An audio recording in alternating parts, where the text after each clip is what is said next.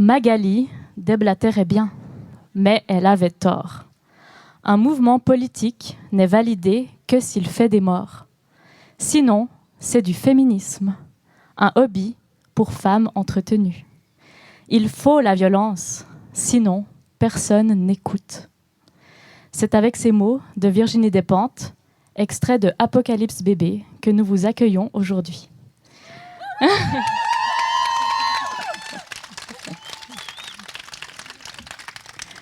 Et c'est surtout, précisément avec ces mots-là, que nous sommes accueillis dans l'ouvrage La terreur féministe d'Irénée.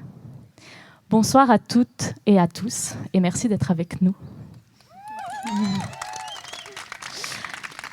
Je suis très honorée de modérer cette discussion aujourd'hui.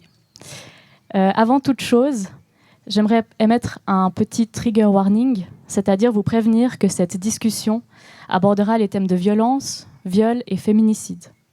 Si certains contenus réveillent quelque chose en vous, n'hésitez pas à vous écarter un petit peu, à sortir, à respirer. Le plus important étant de se sentir safe. Bonsoir Irénée. Et coucou. Merci d'avoir fait le déplacement jusqu'à Fribourg et de venir parler de ton livre avec nous. Merci beaucoup de m'avoir invitée et d'être venus tous ici. C'est très cool. Alors avant de se plonger dans ton essai, on va parler un petit peu de toi. Irénée, tu as grandi au Pays Basque espagnol. Tu vis à Paris depuis 2017. Et ces dernières années, tu t'es beaucoup engagée dans les milieux activistes féministes parisiens, notamment dans le collectif des collages en 2019, lorsque le mouvement a été lancé. Dans une interview à Manifesto 21, tu as dit « Le mouvement des coloreuses a fait entrer dans le militantisme beaucoup de gens qui n'avaient jamais milité auparavant. Avant les coloreuses, c'était un peu difficile de créer de la mobilisation féministe en France. » Est-ce que tu as envie de nous parler un petit peu de ce mouvement et qu'est-ce que cette expérience t'a amené en tant que militante, mais aussi en tant qu'autrice? Oui, alors en effet, j'ai rejoint le collage contre les féminicides à son arrivée à Paris en août 2019. Et en effet, ça a été un mouvement qui très vite a pris une ampleur incroyable parce qu'au bout de quelques jours, on était des centaines à Paris et on était des centaines dans d'autres villes. Il y a très vite des groupes qui se sont créés partout. Il y a eu une coordination nationale incroyable et même parfois internationale en fait dans d'autres villes, d'autres pays. Et je trouve qu'en fait, c'était quelque chose qui était nécessaire en France parce que le mouvement féministe peinait un peu à se faire de la place. Il y avait beaucoup de personnes qui avaient envie de s'engager, mais sans vraiment trop savoir comment. Je voyais des gens, parfois, ils venaient dans des AG organisés par des militantes un peu plus âgées, mais où parfois elles ne trouvaient pas leur place, où c'était un peu difficile d'en placer une, on va se le dire. Et en fait, ce mouvement, ça a permis un peu de démocratiser le militantisme féministe, de le rendre accessible, vu que c'est une technique très facile, il suffit d'avoir de la peinture, des feuilles, de la colle et pipa. Et du coup, ça a permis à beaucoup de femmes de se dire « Ok, en fait, je peux agir de manière hyper simple, hyper facile. » Et c'est pour ça que ça a pris une ampleur immense. Et par exemple, là, presque 2 ans après, à Paris, on en voit tout le temps. Je ne sais pas si vous êtes allés récemment, mais on voit des collages tout le temps. C'est devenu vraiment partie de l'image urbaine, en fait. Donc, ça s'est vraiment intégré. Ça n'a pas été un mouvement ponctuel, mais vraiment quelque chose qui s'est installé dans la durée. Et du coup, je pense que ça nous a tous et tous beaucoup apporté parce qu'on a beaucoup grandi, en fait, dans ce mouvement. On s'est rendu compte de nos failles en tant que féministes, de choses qu'on n'avait pas assez déconstruites. On a appris les uns les unes des autres et on continue. Et ça a été très fort. Il y a 2 jours, Collage Féminicide Paris a organisé une marche, enfin co-organisée aussi avec d'autres collectifs, pour dénoncer l'inaction de l'État. Comme tu dis, ça fait 2 ans que vous collez dans les rues de Paris et il y a une absence de réponse sociale face à ce fléau. Comment s'est passée cette marche ? Alors, en effet, on a fait une marche parce qu'en France, déjà, la loi est très en retard par rapport au féminicide, sachant que ce n'est même pas inscrit juridiquement, le féminicide n'est pas reconnu en France, contrairement à d'autres pays comme l'Espagne ou certains d'Amérique latine.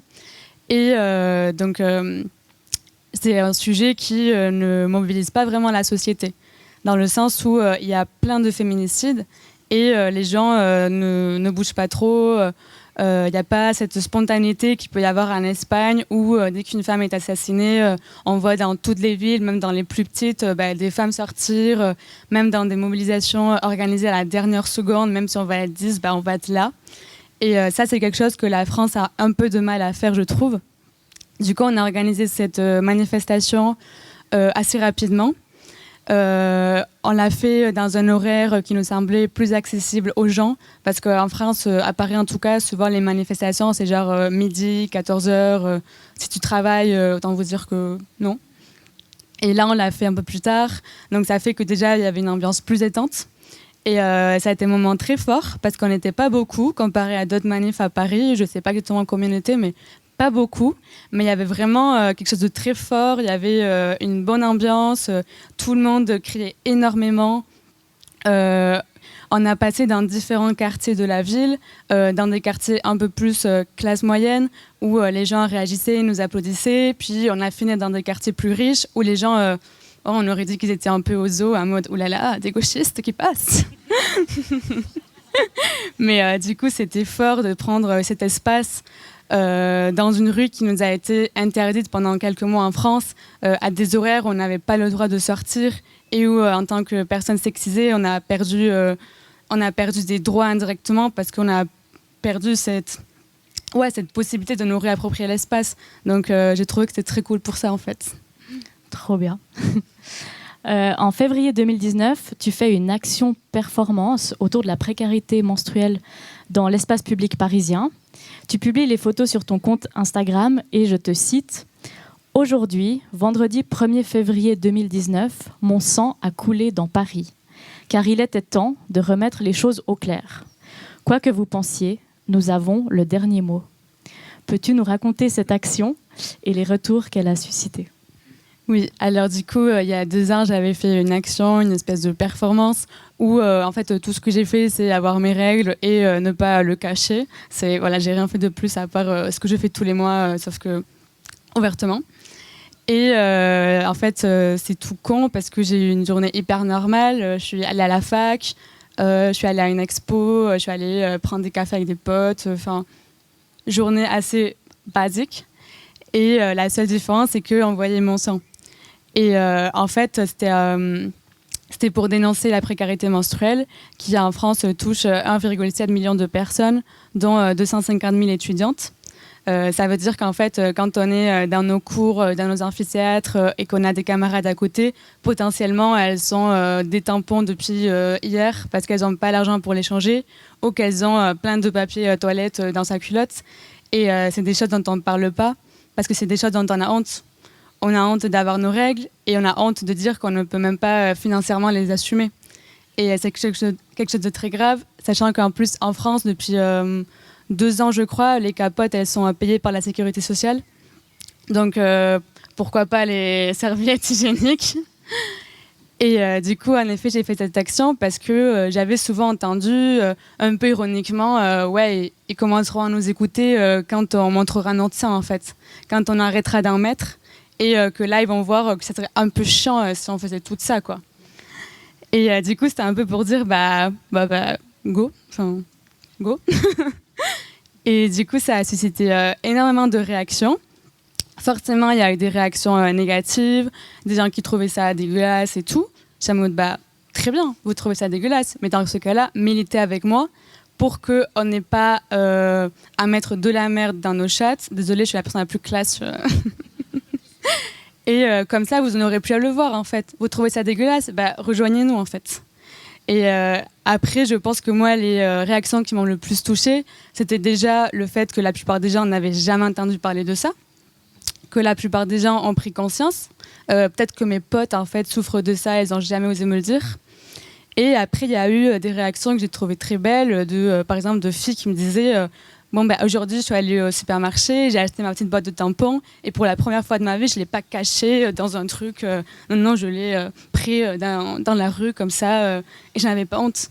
Et c'était en mode waouh, genre c'est cool quoi. Je sais pas ce qu'on attend en fait pour faire pareil. Bon, si on est là aujourd'hui, c'est surtout pour parler de ton livre, La terreur féministe, petit éloge du féminisme extrémiste, que tu as d'abord autopublié et qui est ensuite sorti aux éditions Divergence. Le point de départ du livre, c'est cette citation de la journaliste, écrivaine et militante féministe française Benoîte Groult, qui est l'une des plus reprises dans les mouvements féministes. Cette citation, on la voit un peu partout, que ce soit sur Instagram, sur les pancartes lors des manifs. Le féminisme n'a jamais tué personne. Le machisme tue tous les jours. Et toi, tu t'es demandé si c'était bien vrai. Si le féminisme n'avait vraiment jamais tué personne.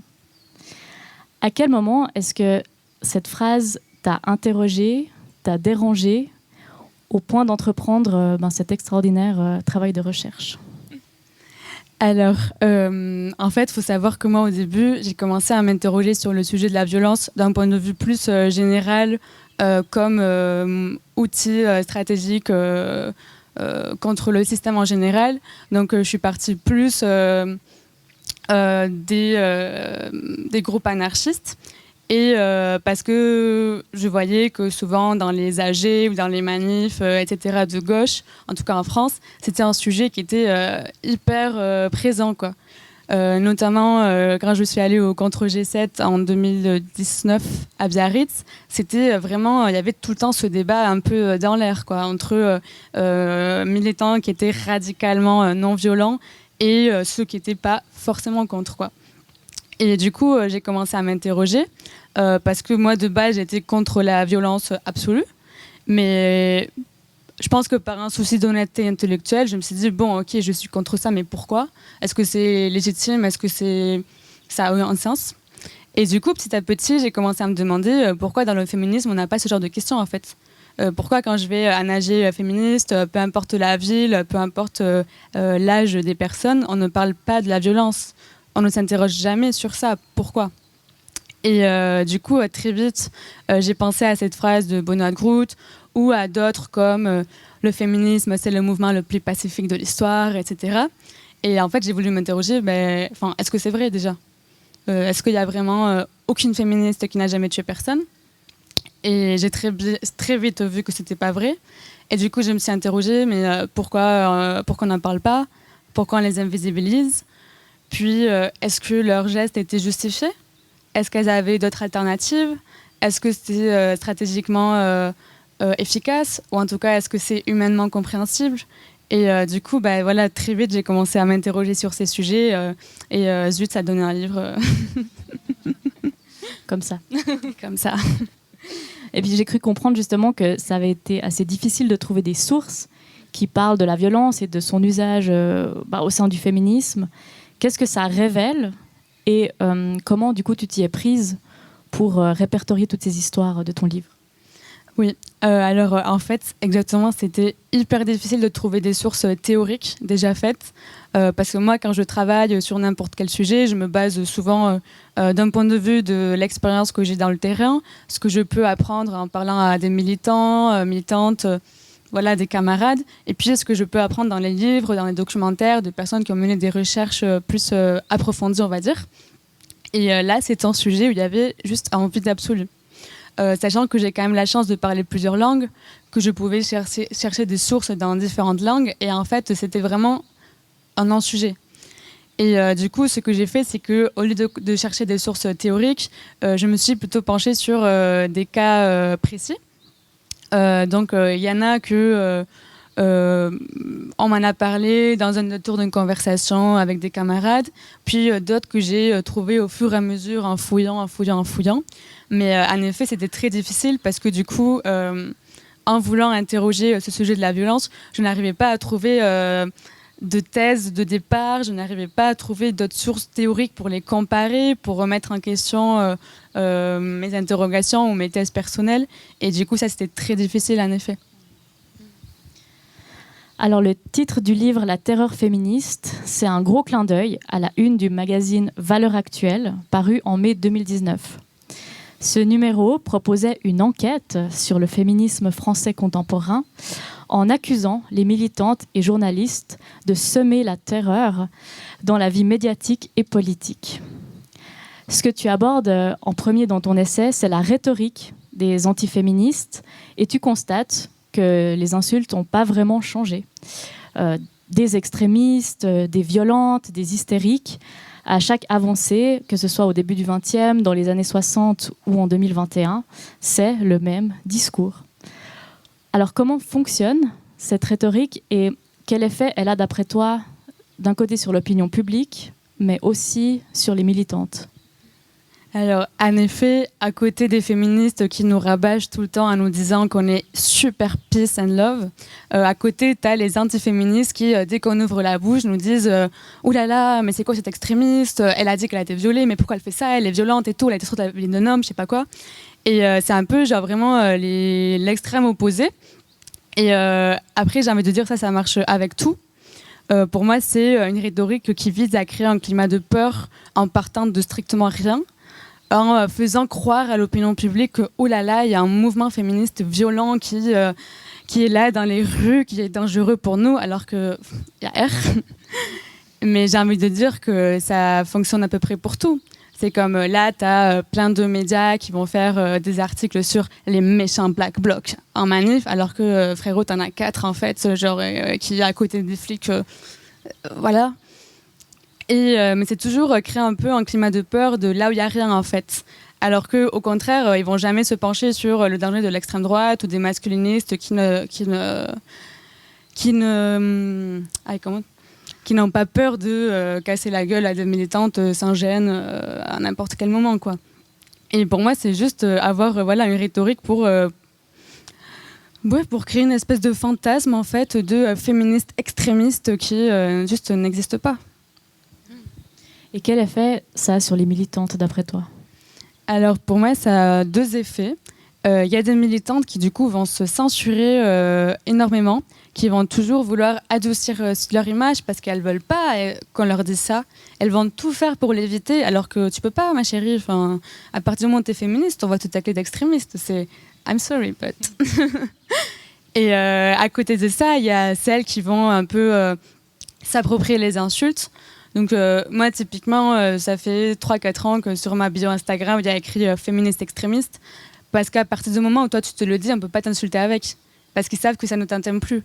Moi, je suis la personne de France à qui on le traite le moins d'extrémiste, parce que je dis, je sais pas, tu l'as lu où sur ma bio ?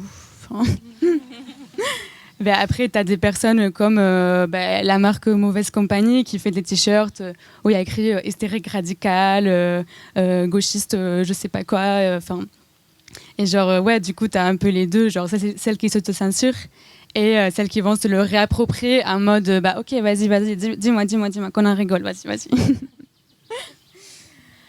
La terreur féministe est composée de 3 chapitres. Le premier s'intitule « Dessine-moi une femme violente », dans lequel tu nous invites, au travers de 3 histoires, à imaginer justement à quoi pourrait bien ressembler une femme violente.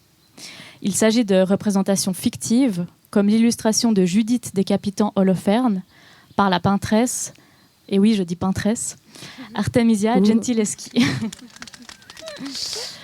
Cette scène biblique, qui se déroule dans l'Ancien Testament, raconte comment Judith, à l'aide de sa servante, frappe le cou d'Holoferne avec un sabre par 2 fois et lui coupe la tête.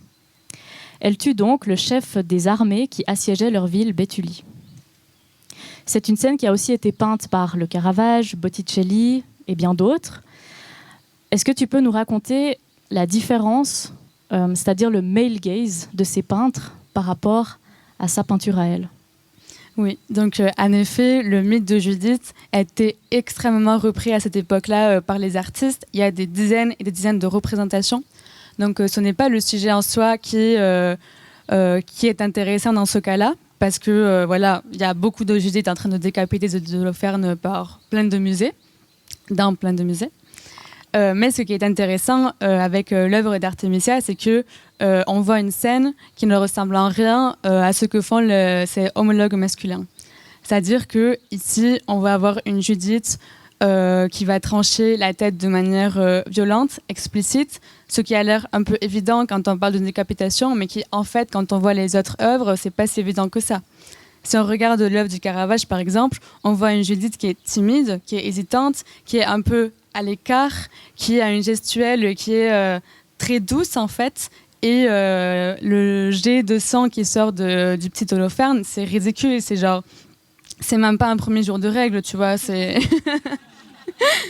alors que quand on voit l'œuvre de Artemisia, on voit une Judith qui est vraiment dans l'action. En fait, elle est sujette active, elle est dans le mouvement, on la sent bouger, on sent son corps, on sent son poids. Elle est présente, quoi.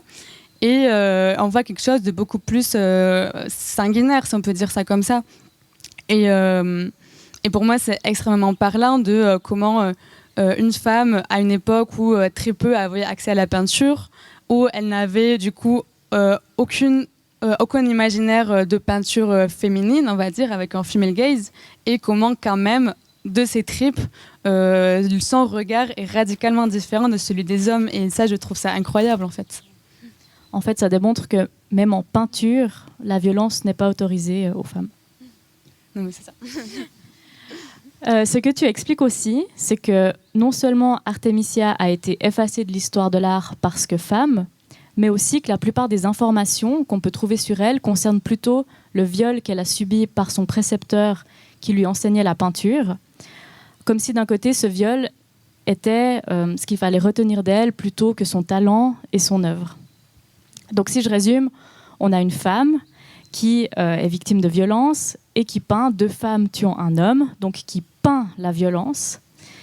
Est-ce que d'après toi, ça a aussi contribué à son effacement de l'histoire de l'art? Enfin, ça ressemble en fait à tout ce processus de délégitimisation qu'on commence et qu'on comprend aussi aujourd'hui du fait d'avoir des personnes concernées qui ne peuvent pas s'exprimer sur des thématiques qu'elles auraient vécues. Alors, en effet, il faut savoir que Artemisia avait subi un viol, je crois, 1 an ou 2 ans avant d'avoir peint ce tableau. Et en plus du viol, elle a subi un procès qui a été extrêmement violent et humiliant. Je ne vais pas dire les détails, ça n'importe rien. Mais en tout cas, ça a été une expérience extrêmement dure. Et parmi les historiens de l'art, il y a un peu 2 thèses. Il y en a ceux qui voient dans le tableau de Judith une espèce de catharsis. Il voit Artemisia se venger en quelque sorte de ce qui lui est arrivé. Et il y en a d'autres, au contraire, qui en ont un peu ras le cul quand on parle toujours du viol d'Artemisia, au lieu de juste nous concentrer sur le talent extraordinaire de cette femme et tout ce qu'elle a fait à un si jeune âge. Parce que je précise, elle avait 19 ans quand elle a peint ce tableau. Voilà, moi, à 19 ans, non. Et du coup, en effet, moi, je pense qu'il est quand même intéressant de, en tout cas, mentionner l'expérience qu'elle a subie, parce que je pense que c'est des choses qui peuvent nous marquer et conditionner ce qu'on peut faire après. En revanche, je trouve ça très grave de la réduire à ça, et que quand on cherche des informations sur elle, la plupart des choses qu'on voit, c'est son viol. Et comme si on n'avait pas le droit, quand on a été victime de quelque chose, de se reconstruire ou d'être juste autre chose. On a le droit d'être victime et de continuer une vie à côté. Et je trouve ça assez ironique dans le sens où on nous rabâche tout le temps qu'on se victimise. Bien sûr, parce que quand on dénonce les viols, c'est qu'on on se victimise, blablabla. Et alors que c'est les hommes, c'est les premiers à ne pas nous laisser sortir du statut de victime, en fait. Ça me rappelle d'ailleurs une affaire d'agression sexuelle collective qu'il y avait eu en Espagne il y a 4 ans, où pendant le procès 1 an après, les avocats de la défense ont reproché à la victime de, attention, avoir repris la fac et est allée en vacances. Comme si on n'avait pas le droit de, en fait, nous reconstruire, qu'on devait, une fois qu'on a été, qu'on a été agressé, on doit se mettre tout en noir et ne plus sortir de chez nous, ne plus rire, ne plus avoir une vie sexuelle épanouie. Donc oui, et je pense que sûrement ça a aidé à sa invisibilisation parce qu'on l'a réduit à ça. Et on n'est pas capable de parler de juste, frère, elle est incroyable cette meuf, genre elle a fait un truc de ouf, genre juste, je sais pas, concentre-toi sur ça, quoi. Elle rentrait pas dans le stéréotype de la bonne victime, entre guillemets. Oui, je pense. Et il faut savoir que je parle d'un regard et que j'ai fait de l'histoire de l'art pendant plusieurs années dans la université d'art plastique. Et que déjà, Artemisia, ça a été la seule femme que j'ai vue évoquer en cours, mais ça a été vraiment évoqué. On a passé à mode, ah oui, il y a ça aussi, ciao, au revoir, on va parler des autres tocards de d'habitude. Alors, avant de passer au chapitre suivant, tu nous livres 2 extraits du Scum Manifesto de Valérie Solanas. Valérie était une travailleuse du sexe très précaire, au parcours chaotique et tragique. Elle autopublie ce manifeste misandre en 1967 et le vend d'abord à la criée dans les rues de Manhattan à $1 aux femmes et $2,50 aux hommes. Le fanzine du manifeste grève féministe, il faut y penser. Il sera publié en 1968 par un éditeur qui attendra un événement qui la rendra célèbre.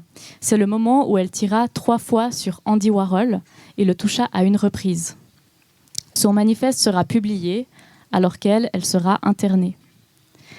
Valérie Solanas est un exemple concret d'une femme détestant ouvertement les hommes et qui souhaite clairement leur éradication.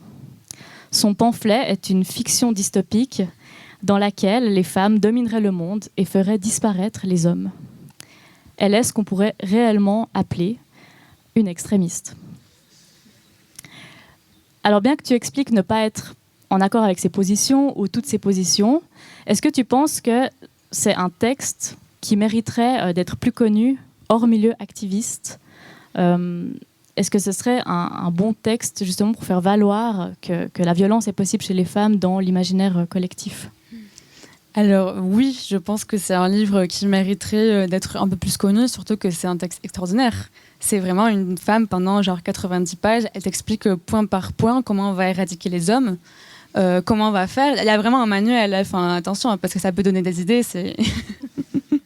mais c'est extraordinaire. Et même si à terme ce n'est peut-être pas notre but,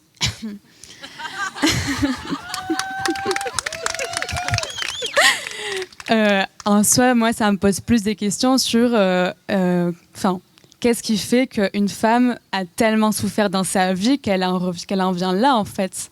Moi, plutôt que de pointer du doigt Valérie Solanas, c'est plutôt genre, qu'est-ce qu'on lui a fait socialement, qu'est-ce que les hommes lui ont fait, comment la société l'a abandonné pour que tu en peux plus à ce point-là que tu te dis, ouais, genre, en fait, ma seule issue, c'est de... prévoir l'éradication des hommes, quoi. Donc moi c'est plutôt ça, et je trouve qu'en fait c'est hyper intéressant parce que déjà le texte il est très drôle, moi je rigole beaucoup avec ça. Et déjà ouais, pour donner un exemple de ce que ça pourrait être potentiellement une extrémiste, peut-être que ça calmerait les hommes qui nous insultent parce qu'on met des points E à la fin des mots. Je sais pas, genre moi à votre place je serais quand même content, tu vois, voilà. Et oui. C'est justement c'était ma deuxième question. Est-ce que c'est un texte à brandir aux antiféministes? Peut-être que justement, ils nous appelleraient les bisounours, plus de les extraits. Des bisounours, t'as peur. mais en fait, moi je pense que si les antiféministes ils lisent ça, bon, il y en a qui l'ont fait parce que déjà en France, l'édition qui les éditait jusqu'à il n'y a pas longtemps était postfacée par un gentilhomme que je ne citerai pas, mais qui n'est pas trop de notre côté. Donc ils le connaissent. Et après, j'ai envie de dire, je pense qu'il y a des femmes qui pourraient avoir peur qu'ils lisent ça ça pourrait nous discréditer au cas où ils nous insultaient déjà pas assez. Mais moi, je pense qu'ils n'ont pas besoin de ça. Donc, je sais pas, ça peut leur mettre un petit coup de pression. En mode, ouais, chaton, genre, peut-être tu vas te calmer un petit peu parce que, tu vois, on peut prendre des idées là, genre... Just saying. On va laisser traîner le texte. Après avoir pu imaginer à quoi pourraient bien ressembler des femmes violentes, on passe au chapitre 2, intitulé « La violence pour la survie ». Il s'ouvre avec l'histoire d'Ita. Et j'ai pas envie d'en dire plus. J'aimerais bien que tu nous la racontes. Alors, du coup, c'est un chapitre où je parle de femmes qui ont fait usage de la violence parce qu'elles étaient démunies, parce qu'elles n'avaient pas d'autre choix. Et donc, je vais parler de femmes qui ont tué leurs maltraiteurs, des violeurs, etc. Et dans cette première partie, je commence par parler de ma grand-mère, la Wolaïta. Et je raconte comment, quand elle était jeune, elle me dit parfois qu'elle aimait trop aller au cinéma, en fait, ma grand-mère, et elle aimait trop soit aller seule, soit aller avec ses copines, mais qu'à cette époque-là, quand les femmes allaient sans hommes au cinéma, les hommes présents avaient tendance à systématiquement les attoucher, les agresser, et que la plupart des femmes ne faisaient rien parce qu'on leur a toujours appris à pas se défendre. Et ma grand-mère, elle me dit ah non, moi genre vraiment je les frappais, je leur hurlais dessus et tout. À chaque fois j'allais avec mes potes, elle me mettait à côté du siège vide comme ça au cas où il y avait un mec, oula, elle savait que moi je me laissais pas faire. Elle me dit qu'une fois elle a frappé un mec tellement fort que toute la salle l'a applaudi. Queen. Et elle me raconte ça, elle me raconte aussi que mon grand-père l'avait frappé 3 fois à une époque où frapper ses femmes était quand même assez récurrent et très socialement normalisé, et que ma grand-mère, au bout de la 3e fois, elle lui a dit frère, tu me retouches, je te tue pendant que tu dors, en fait. Il ne lui a plus jamais touché. Et donc, moi, ça me fait rire quand on me dit la violence ne sert à rien. Je sais pas. Ma grand-mère, elle a menacé de mort mon grand-père, il a plus jamais touché. Moi, j'ai connu un grand-père très gentil, grand-père de base. Donc, je sais pas comment ça aurait été si Ita s'était laissé faire et si elle s'était pas défendue de manière violente. Et en fait, j'avais envie de parler de ma grand-mère parce que j'ai l'impression que souvent, quand on parle de femmes qui ont été violentes, on en parle un peu avec la distance. On parle d'articles de journaux, des choses qui se sont passées loin et tout, mais on n'a pas l'impression que ça peut nous arriver à nous. Et on n'a pas l'impression que des femmes de notre famille, nos cousines, nos sœurs, ont potentiellement pu avoir fait ça. Peut-être qu'en fait, on a des voisines qui ont frappé des mecs dans le métro, mais elles ne nous le disent pas parce qu'elles ont honte, qu'elles ont peur qu'on les juge et tout. Et moi, j'avais envie, en fait, justement, de ramener un texte qui soit très proche, en fait, et que ça nous mène à nous interroger, ok, genre, est-ce que peut-être que ces histoires de femmes qui se défendent, en fait, elles sont autour de nous, et juste, elles n'en ont pas parlé pendant 50 ans parce que personne ne voulait les écouter, ou elles avaient juste peur de libérer cette parole, quoi. Et ça me fait rire parce que c'est souvent le chapitre que les gens ils préfèrent, alors que c'est un des derniers que j'ai ajouté, et c'est marrant. Et souvent, les gens, ils me parlent toujours de ma grand-mère, en mode, ouais, elle est trop badass, c'est toute ta grand-mère. Et d'un côté, je suis en mode, ouais. Et de notre côté, je m'interroge parce que, en ayant voulu raconter son histoire de manière assez honnête, en expliquant un peu le contexte de sa vie, ma grand-mère, c'est la femme prolétaire par excellence, la femme qui a élevé 4 enfants, qui a nettoyé des maisons de riches toute sa vie pour se retrouver avec une pension de genre 600 €. Voilà. Et en voulant faire ça, j'ai l'impression que, à travers le regard des lecteurs ou des lectrices, parfois elle est un peu héroïsée, mais plus que de nécessaire. Je veux dire que parfois, en ayant voulu raconter une histoire qui soit proche de nous et personnelle, parfois, même comme ça, on a tendance à l'éloigner et à se dire oui, mais ma grand-mère, elle ferait jamais ça. Demandez à vos grand-mères. Et oui, parfois, ça me pose des questions aussi, mais bon, c'est un peu le truc d'écrire. On ne sait pas trop comment ça va être reçu après. Il y a un passage que je trouve très important, c'est quand tu écris « Ma grand-mère, pauvre et sachant à peine lire, n'en a rien à faire des recours légaux et des méthodes pacifistes. Les sit-ins et la communication non violente, elle les emmerde. Sa condition ne lui permettait pas de réfléchir à d'autres méthodes que celles à sa portée. En fait, tu te démontres de manière très limpide que la non-violence est bien un privilège de classe. » Oui, et ça se voit bien, souvent les femmes les féministes qui veulent absolument être non-violentes et veulent que tout le monde soit non-violent, c'est des femmes qui ont peut-être le choix ou qui ont des possibilités d'agir autrement. Mais quand on gagne une misère et qu'on a 4 enfants à élever et que même avec le salaire du mari, mon grand-père était ouvrier, c'est chaud quand même, qu'est-ce que tu es censé faire ? Et surtout à un moment où le divorce n'était pas autorisé. Il a été autorisé en Espagne dans les années 80, il me semble. Et je veux dire, une fois qu'il a été autorisé, c'était pas très bien vu de divorcer. C'est des choses que tu fais pas. déjà là en 2021, divorcer ça peut être très chaud pour certaines femmes parce que même en ayant un salaire, c'est parfois insuffisant. Donc qu'est-ce que tu fais? Bah écoute, si menacer un petit peu ton mari de mort, ça peut éviter qu'il te tabasse. Why not? Bon. Tu expliques justement que parfois tu expliques à ta grand-mère que certaines personnes aujourd'hui pourraient critiquer ses gestes. Qu'est-ce qu'elle te dit? Ta gueule.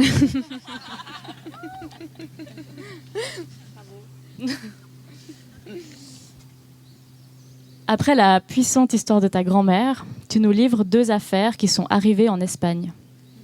La première, c'est celle d'Ana Orantes, qui pour la première fois dans l'histoire espagnole brise le silence et raconte en direct à la télévision les violences conjugales dont elle a été victime pendant 40 ans.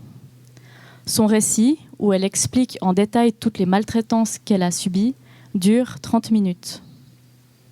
Ana Orantes libère sa parole le 4 décembre 1997, 2 ans après l'obtention de l'annulation de son mariage, qui l'oblige tout de même, toujours, à partager son domicile avec son ex-mari violent.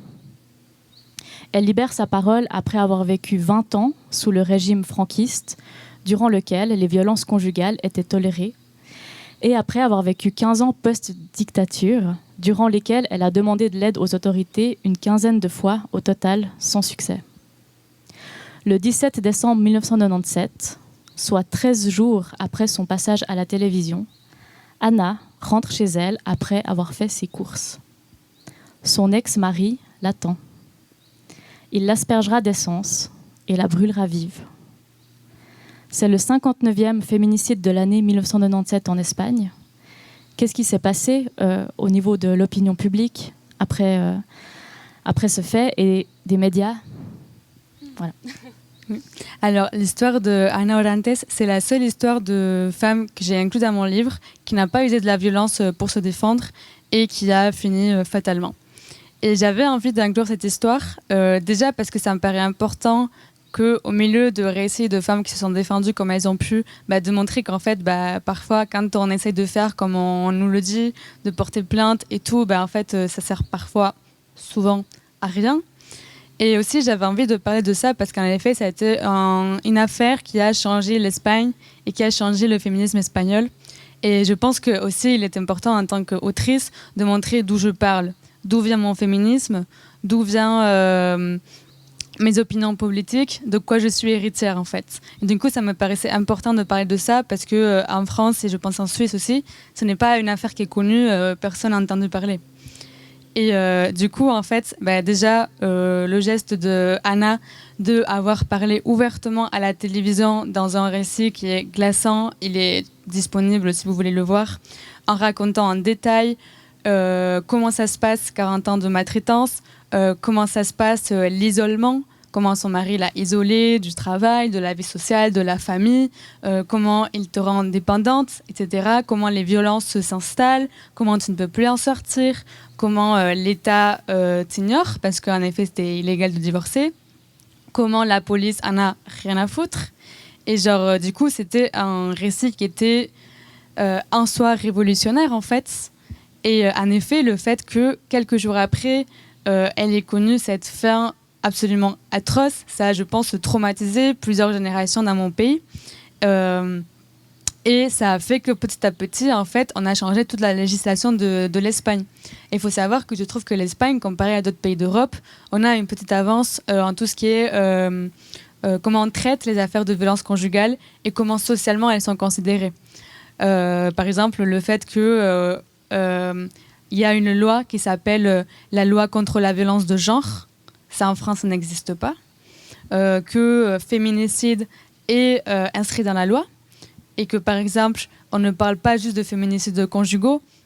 On parle aussi de féminicides, par exemple, les femmes trans qui sont tuées, les travailleurs de sexe qui sont tués par les clients ou les proxénètes, les femmes qui sont tuées après des agressions sexuelles. Tout ça, c'est inclus dans le terme féminicide. Et il y a beaucoup moins de féminicides qu'en France. Mais bon, il y en a... Enfin, un, c'est déjà un de trop. Mais dès qu'il y en a, c'est quelque chose qu'on en parle aujourd'hui. Par exemple, il y a 2 semaines, quelque chose comme ça, il y avait eu plusieurs meurtres atroce en Espagne. Toutes les villes, on s'est organisées, on est sortis dans la rue. Moi, j'étais à Saint-Sébastien, on était 50, mais on était là. C'est quelque chose qu'on a fait en quelques heures. On est sortis à 22h dans la rue, mais on l'a fait, c'était spontané, mais on était là juste pour dire qu'en fait, on va pas laisser passer ça, on va pas se taire, on va le dénoncer. Ça, c'est des choses, en France, on ne le fait pas.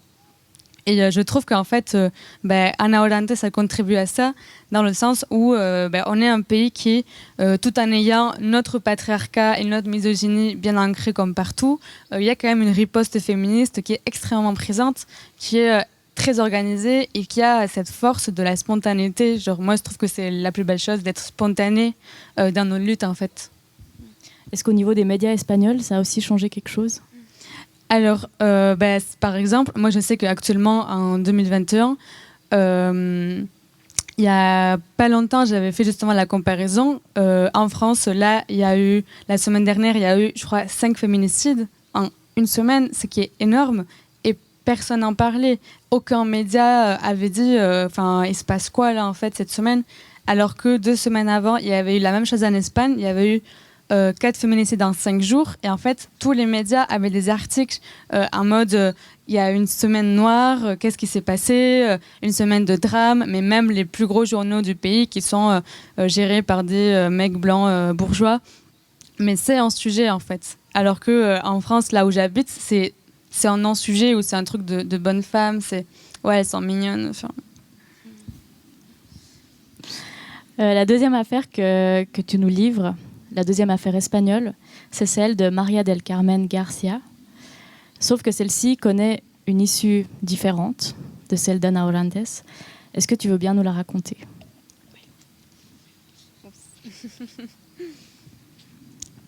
Oui, alors María del Carmen, c'était une femme espagnole qui un jour, elle est tranquille dans son village. Et d'un coup, il y a un mec qui vient lui parler et lui demander comment vont vos filles. Sauf que cet homme était l'homme qui avait violé son enfant quand elle avait 13 ans et qui, là, en fait, était dans la rue parce qu'il avait une permission de sortie. Au bout de, je crois, 7 ans, il avait une permission et il est allé se balader. Et la première chose qu'il a fait, c'est aller se moquer de son crime à la gueule de la mère de sa victime. Et María del Carmen, ce qu'elle a fait, c'est que elle est allée chercher un bidon d'essence, elle est allée le remplir à la station, elle est allée le retrouver, elle lui a jeté dessus, elle l'a brûlé vif, et il en est mort affairé suite à ses blessures. Et c'est aussi une affaire qui a beaucoup marqué l'Espagne. Il y a les organisations féministes qui se sont emparées de ce sujet, qui ont demandé qu'elle sorte et tout. Et en effet, elle a été condamnée à prison, mais elle n'a pas fait beaucoup d'années. Comme quoi, la mobilisation, ça peut payer, même si je pense qu'un jour en prison, c'était déjà un tour de trop.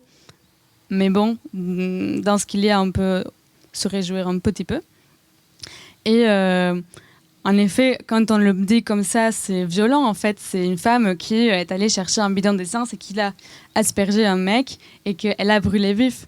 Et on peut se dire, comme j'ai vu souvent quand je parle de cette histoire, oui, mais là, elle n'était pas en danger.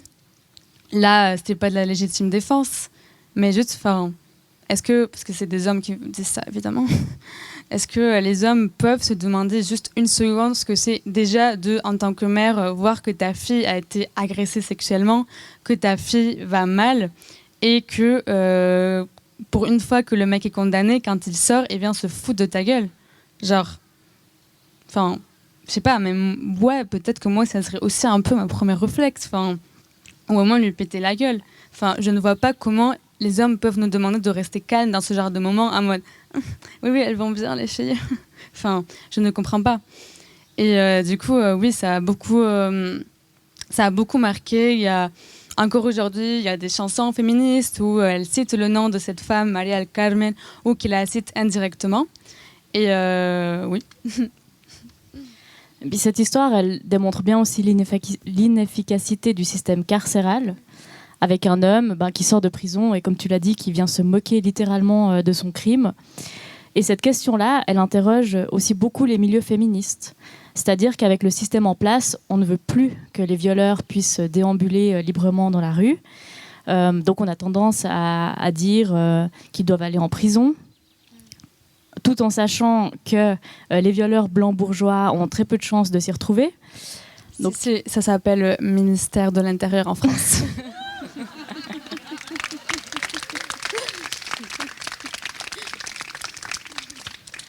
Comment est-ce que toi, tu te positionnes justement face à ces questions d'anticarcéralisme et tout ça?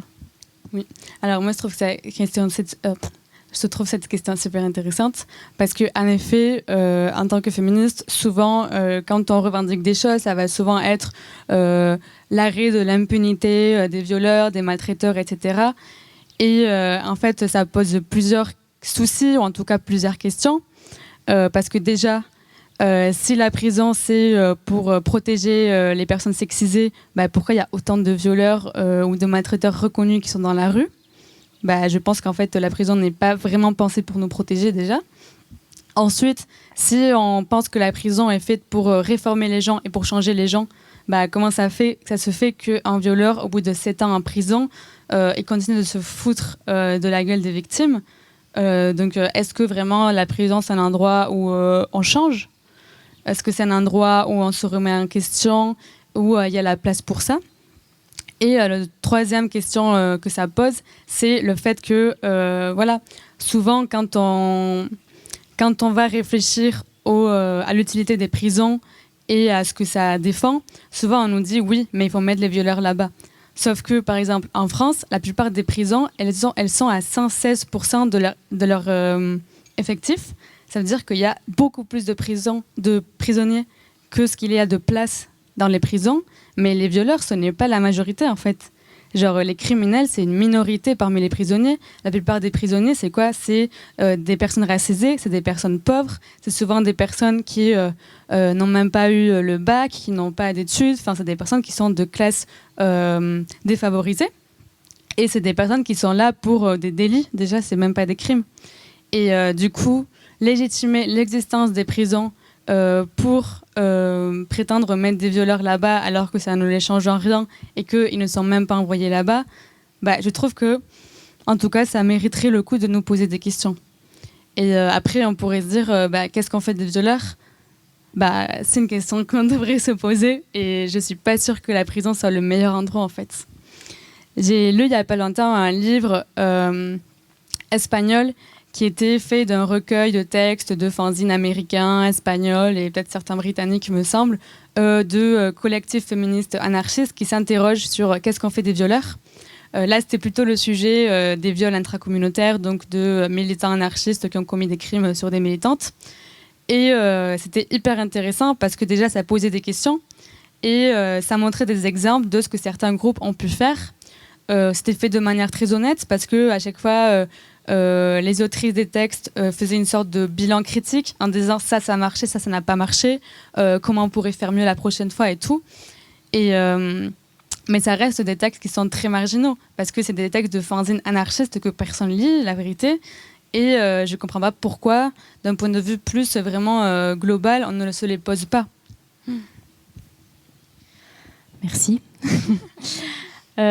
Actuellement, une affaire similaire à celle de Maria del Carmen est en cours en France. C'est celle de Valérie Bacot, qui a tué son tortionnaire après 25 ans de violences insoutenables. L'affaire a été très médiatisée. Il y a 2 jours, le verdict est tombé. Valérie a été condamnée à 4 ans de prison, dont 3 avec sursis, mais elle ressort libre du tribunal puisqu'elle a déjà effectué 1 an de prison en détention provisoire. C'est une grande victoire pour toute la mobilisation de soutien qui a eu lieu pour elle. Comment est-ce que toi, tu as accueilli cette nouvelle vendredi, sachant que c'était en plein dans la marche contre les féminicides? Alors, en effet, Valérie, c'est une femme qui a tué, après des années de violences juste atroces, son maltraiteur, son violeur. Et déjà, il faut savoir qu'en France, une autre affaire très connue comme ça avait eu lieu en 2012, celle de Jacqueline Sauvage, qui avait également tué son maltraiteur après des années de violence conjugale. Mais il faut savoir qu'entre les deux, il y a peut-être 80 femmes ou quelque chose comme ça qui ont tué leur maltraiteur.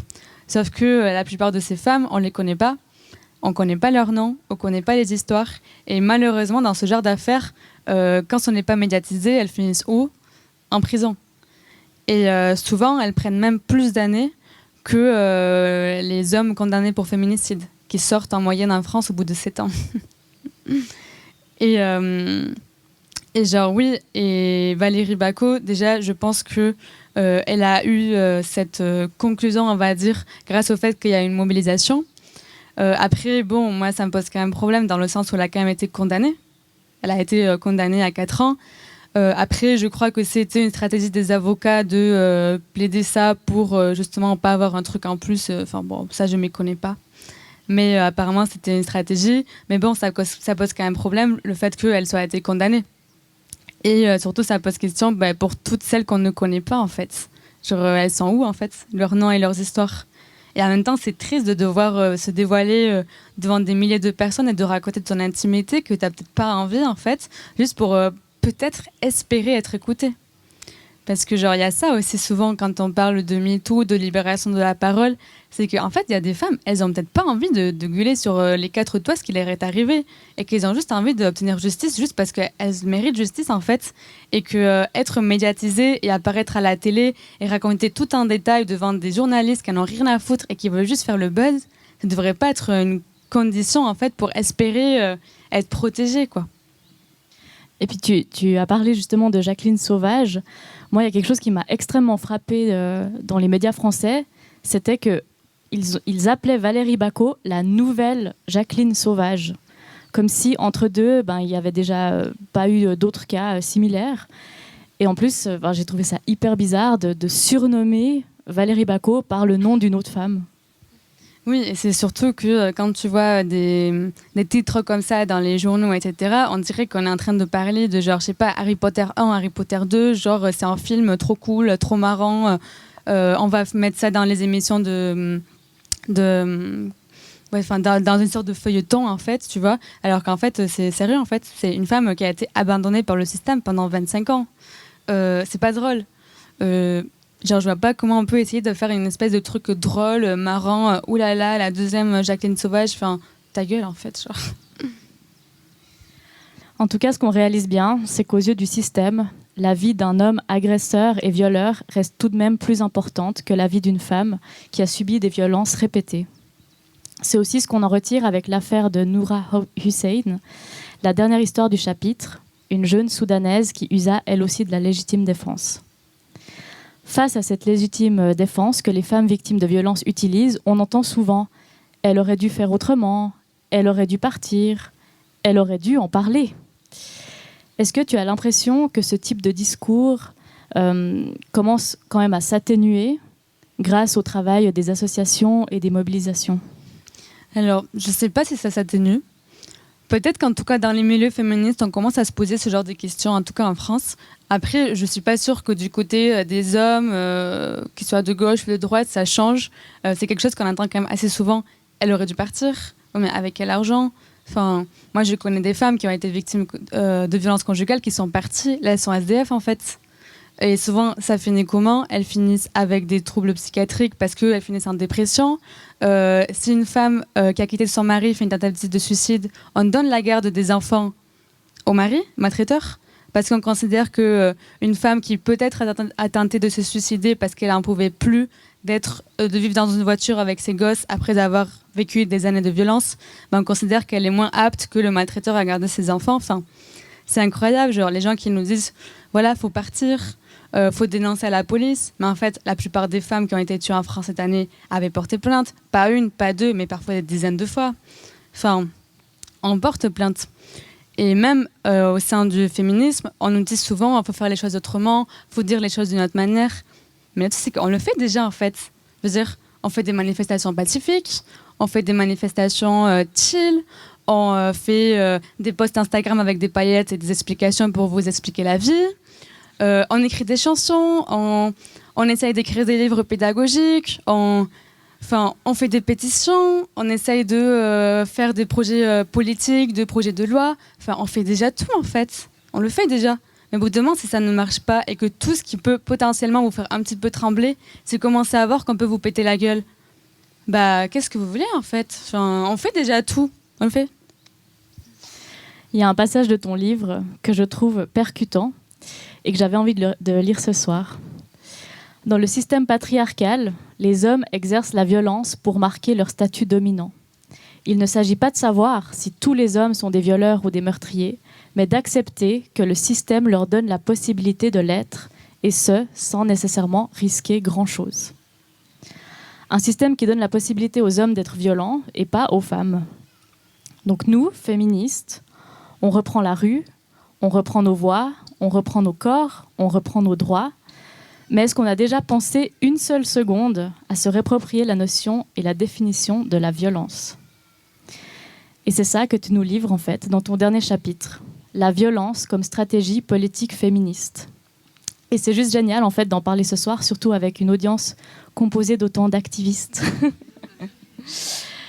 Tu introduis ce chapitre avec les réflexions de Peter Gelderloos, militant anarchiste, qui dans son essai « Comment la non-violence protège l'État » ne condamne pas tant les adeptes de la non-violence, mais plutôt celles qui l'imposent aux autres militants et militantes. C'est-à-dire qu'ils vont imposer cette non-violence comme mode d'action et peuvent aller jusqu'à boycotter d'autres actions qu'ils jugent violentes. Est-ce que c'est quelque chose que toi, tu as pu observer dans tes cercles militants ? Oui, parce qu'en fait, en effet, souvent dans les groupes de gauche, il y a cette opposition entre ceux qui sont absolument non-violents et ceux qui sont, je dirais pas pour la violence, parce que comme on parlait tout à l'heure, il y a personne qui est pour la violence, genre personne n'a envie de faire ça en fait. Enfin, genre moi j'ai pas envie de casser la gueule à des gens, hein. Enfin moi j'ai envie d'être tranquille chez moi. Genre donc j'ai pas envie de parler de gens qui sont pour la violence, mais plutôt de gens qui ne sont pas contre. Des gens qui se disent parfois il n'y a pas le choix, ou des gens qui se disent que ça peut être plus efficace. Donc souvent il y a une opposition entre ces deux groupes. Et ce que j'observe, c'est que les personnes qui ne sont pas contre la violence ne vont jamais imposer cette vision aux autres. Genre, ils vont jamais aller voir des gens en manif qui sont en train de marcher tranquillement pour leur mettre un pavé dans la main et leur dire « Allez, vas-y, jette ». Enfin, j'ai jamais vu ça dans ma vie et je suis pas sûre de le voir. Alors que l'inverse aussi, de voir des militants absolument pacifistes qui se mettent devant des trucs de banque ou entre des keufs et des militants pour, je sais pas pourquoi, j'ai jamais compris pourquoi ils se mettent entre les deux en se prenant la main en mode cool. Enfin, il y a des trucs qui me dépassent. Et j'ai jamais compris pourquoi ils font ça, parce que t'es en mode, enfin, pourquoi tu te mets à protéger les banques ? Enfin, pourquoi ? Genre, c'est pas une réponse très structurée, mais juste, genre, j'ai jamais compris pourquoi. Alors que l'inverse n'est pas vrai. Une personne qui n'est pas contre la violence, déjà, elle n'est pas pour la violence et elle va accepter qu'il y ait différents modes d'action, en fait, et ne va jamais aller faire chier les gens parce qu'ils vont aller faire un sit-in ou quoi. Et d'ailleurs, souvent, quand on parle de militants violents, on dirait qu'ils font que ça de leur vie, alors que non. Une personne peut très bien jeter des pavés à une manif, puis aller faire un sit-in pacifique à un autre moment, puis écrire des textes, en fait, on peut tout faire. Hein. C'est pas... Enfin, les Black Blocs, ils ont une vie en dehors du Kawaii. Parfois, on voit des titres de journaux, on dirait qu'ils ont que ça. T'es en mode non. Enfin, on peut être Black Bloc et prof de collège. Enfin, on a une vie, peut-être, je sais pas. Enfin, et oui. Et du coup, c'est des choses qu'on observe très régulièrement et que je trouve, déjà inutiles. Je trouve que ça crée des disputes, mais pour rien en fait, et que ça n'a fait rien avancer. Puis c'est quelque chose aussi qu'on peut même retrouver à l'intérieur d'actions non violentes. Je pense à la grève féministe de 2019 à Fribourg, où on était 12 000 dans les rues. Et à l'intérieur du cortège, on a des manifestantes qui ont réprimandé d'autres manifestantes qui, par exemple, étaient assez dénudées pour le cortège. Voilà, il faut arrêter ça. Les 3 dernières histoires que tu racontes dans ton livre sont des histoires de militantes féministes qui ont usé de la violence comme moyen d'action. Des histoires très méconnues dans la propre histoire du féminisme. On apprend que les suffragettes britanniques ont agressé des politiciens et des policiers, provoqué des incendies, brisé les vitres de la maison du Premier ministre à Downing Street avec des pierres et ont même fini par déposer des bombes. Cette violence, elle a joué un rôle important dans l'obtention du droit du vote des femmes britanniques en 1918 et 28. On apprend aussi que dès 1975, un groupe allemand nommé Rote Zora fout le feu aux cliniques qui refusent le droit à l'avortement, aux grosses entreprises capitalistes et à certains sex shops. Leurs bombes et incendies n'ont jamais tué personne, je vous rassure. Et enfin, on apprend qu'au Mexique, où le taux de féminicide est effarant, la mystérieuse Diana la vengeresse des femmes de Juarez assassine 2 chauffeurs de taxi, puis s'adresse aux médias en expliquant que si personne ne les protège, elles se feront respecter par leurs propres moyens. Les féministes qui ont usé de la violence existent bel et bien. Et merci de nous avoir raconté leur histoire. Est-ce que toi, tu connaissais déjà ces 3 histoires avant de te lancer dans ton travail de recherche? Et si oui et non, quel effet ça t'a fait quand tu les as étudiées? Alors, il y a certaines des histoires que je connaissais déjà, parce que certaines, on me les a racontées comme ça, en soirée entre copines. Non, on ne parle pas de mecs, on parle de meufs qui brûlent des violeurs. Oui, désolée. D'autres, je les ai découvertes en lisant. Par exemple, en l'occurrence, le groupe de Rote Zora, je les ai découvertes en lisant le livre de Peter Gelderloos. Et puis il y en a d'autres que j'ai découvertes en fouillant sur Internet, beaucoup dans des endroits très sombres d'Internet. Et après, il y a des choses comme les suffragettes que j'avais déjà entendu parler, mais je n'avais pas personnellement pris conscience de l'ampleur que ça avait pris, parce qu'on a tendance un peu à adoucir les faits. Donc il y a des choses que j'ai un peu re-rencontrées, on va dire, en fait. Et ce qui est super intéressant, c'est que tu écris qu'on aurait tendance à trouver plus légitimes les féministes qui ont usé de la violence dans le passé. Je te cite, comme s'il fallait que la violence vieillisse d'un siècle pour gagner sa légitimité. Est-ce que tu penses qu'aujourd'hui, on a plus peur de faire peur? Je ne sais pas si aujourd'hui on a plus peur de faire peur, parce que je ne suis pas sûre que les suffragettes, quand elles jetaient des pavés aux flics, elles étaient hyper bien vues et hyper sereines. Sachant qu'il faut savoir qu'elles ont fait des mois et des mois et des mois de prison en étant torturées en prison avec des gavages forcés car elles faisaient des grèves de la faim. Donc je ne suis pas sûre qu'elles étaient hyper sereines quand elles faisaient ça. Donc je ne peux pas dire en fait si ça a évolué de notre point de vue.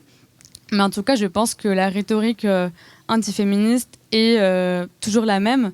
Et qu'ils vont nous dire, oui, les féministes étaient mieux avant, elles avaient des vraies méthodes, elles avaient des vrais combats, alors que genre, enfin, t'es sûr, mon chou, genre, t'es sûr que tu veux qu'on fasse comme les féministes d'avant?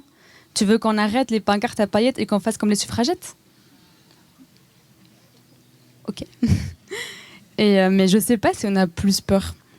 Je pense que l'image de la femme qui doit être lisse et gentille et surtout silencieuse, elle a toujours été présente. D'ailleurs, moi, il y a un truc qui me pas chagrine, mais qui me pose un peu problème dans les manifestations où on dénonce les féminicides, qu'on fasse des minutes de silence. Pourquoi? En fait, on parle de manifestations pour dénoncer le fait qu'on a arraché la voix à des femmes pour toujours, qu'on a tué des femmes parce qu'on voulait pas qu'elles dénoncent. Qu'on est là en train de gueuler dans les rues parce qu'on ne nous laisse pas faire ailleurs. Et moi, j'ai un peu de mal symboliquement. Qu'est-ce que ça veut dire des minutes de silence? On n'a pas déjà assez fermé notre gueule, en fait. Genre, moi, quand je vais dans la rue, c'est pas pour m'asseoir et être en silence. Enfin, c'est pour faire du bruit, c'est pour déranger et c'est pour dire on est là.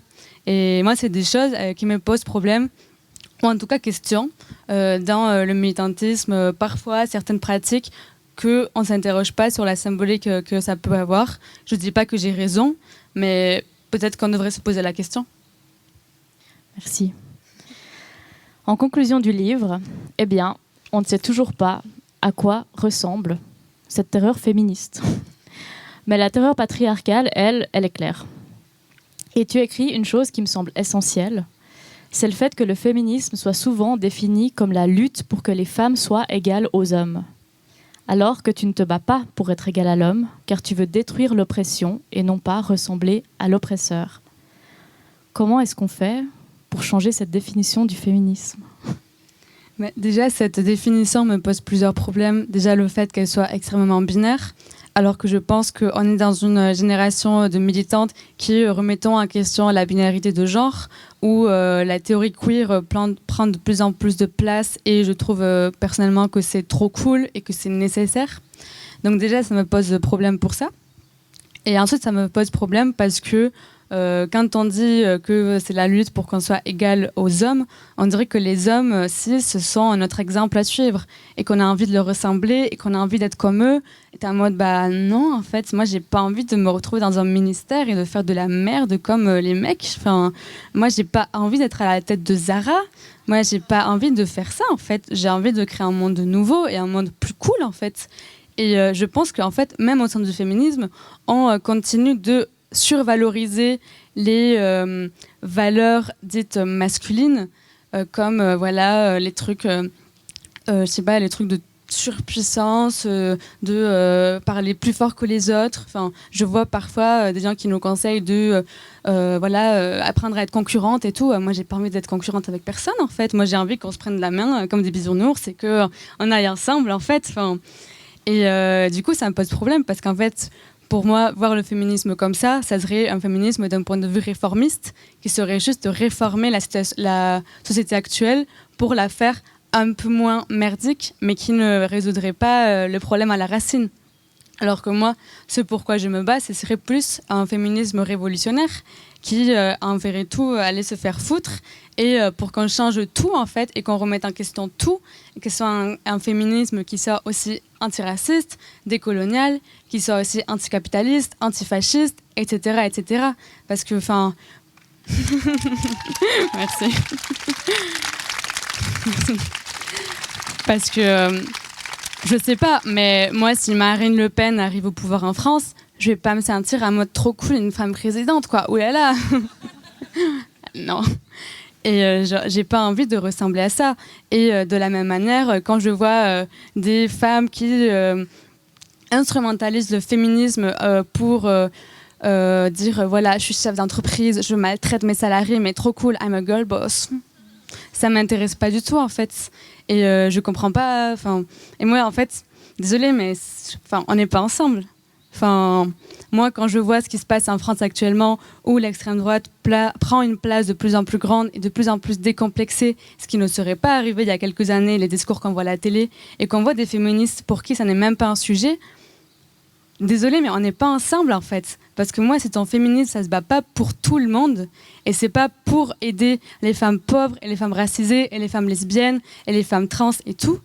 Désolée, mais on n'est pas ensemble. Et moi, les discours sur la sororité où on nous demande d'être inconditionnellement soror, bah non, parce que si toi tu te bats pour être à côté de ceux qui nous maltraitent, ceux qui nous enlèvent les allocations chômage, ceux qui veulent niquer notre retraite, etc., on n'est pas ensemble.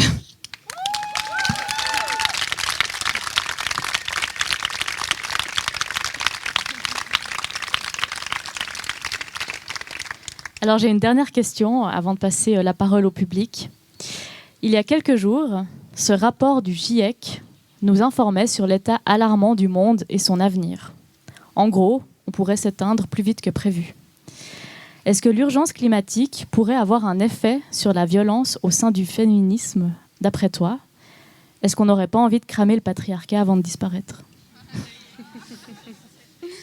Alors, je n'ai pas lu le rapport du GIEC, mais par contre, il me semblait que c'était un rapport qui était partiel et qui n'avait pas pris en compte toutes les interrogations qu'il faut prendre, apparemment. Donc, je crois que c'est un peu à prendre avec des pincettes. Mais écoute, je sais pas. Ce que je sais, c'est que je pense que l'urgence climatique va commencer à accélérer le processus fasciste et capitaliste. On l'a bien vu avec le Covid. On va bien le voir dans les années qui suivent avec de plus en plus de pandémies qui vont être parce que le réchauffement climatique fait sortir beaucoup de merde de là. Et on voit bien qu'en un an, politiquement, la situation s'est beaucoup aggravée, en tout cas en France, en Espagne, et j'imagine que dans d'autres pays.